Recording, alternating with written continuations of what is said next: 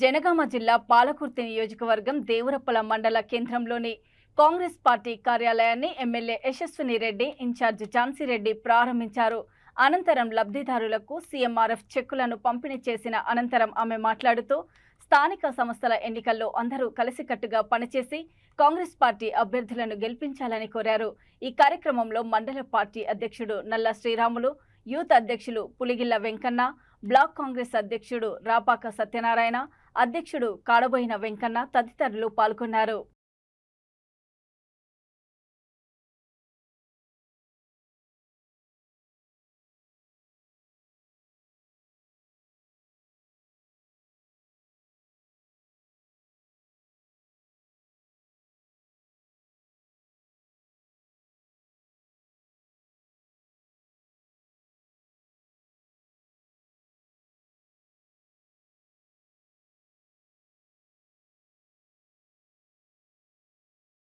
Party కండువా తప్ప ఈ సందర్భాల్లోనే ఇలా ఈ రోజు మనకి ఇలాంటి అది లేకుండా మనం ఇస్తున్నాం.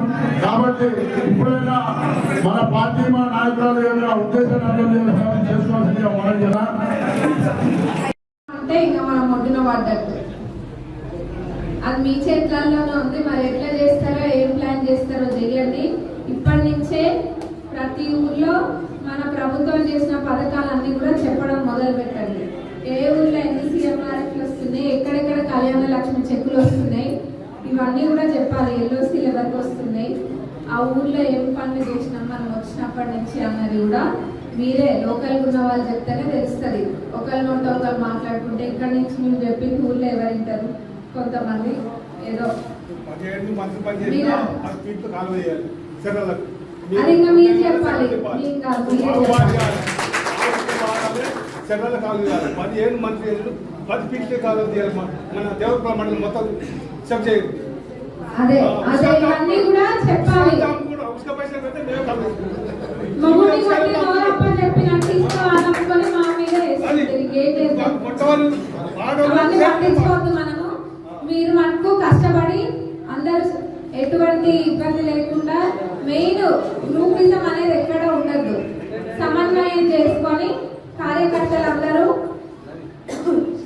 ఆ రోజు ఒక్కొక్క కార్యకర్త ఎట్లయితే ఒక సైనికుడిలాగా పోరాడినరో ఇప్పుడు కూడా మనం అట్లనే చేయాలి. నిమ్మకి నీరెత్తనట్టు కూర్చుంటే ఎక్కడ వేసినది అక్కడనే ఉంటుంది. అందరూ మంచిగా చేసుకుందాం. మేడం కూడా ఇప్పుడు ఎవ్రీ వీక్ ఇక్కడికి వస్తారు పార్టీ ఆఫీస్కి. మీకు ఏ సమస్య ఉన్నా కానీ మేము ఎప్పుడు అందుబాటులో లేకుండా అయితే ఎప్పుడు కూడా లేము. రాసేటోళ్ళు అంటారా ఇంకా రాసుకుంటారు, వాళ్ళకి ఏదో ఒకటి కావాలి కదా రాస్తారు. మీకు ఎప్పుడు అవైలబుల్గానే ఉంటున్నా. మీకు ఏ సమస్య ఉన్నా తీసుకురండి. ఖచ్చితంగా దాన్ని ఎట్లా పరిష్కరించాలన్న దానిపైన